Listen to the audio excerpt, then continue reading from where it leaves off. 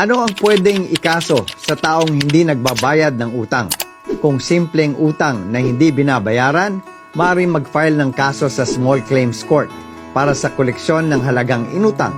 Ito ay isang kasong sibil at sa Small Claims Court, hindi na ninyo kailangan ng abogado. Kailangan lang na may demand letter kayo, may barangay certification to file action, at pagsasampa ng petition sa Small Claims Court. Ang checklist ng requirements ay makukuha ninyo dito po sa Small Claims Court ng bawat lungsod o munisipyo kung saan kayo nakatira.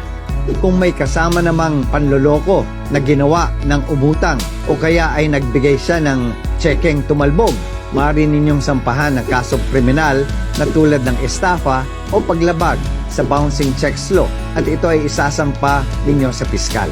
Sa lahat ng pagkakataong ito, kailangan ng inyong sinumpaang salaysay at kailangan po meron kayong ebidensya o patunay ng inyong akusasyon.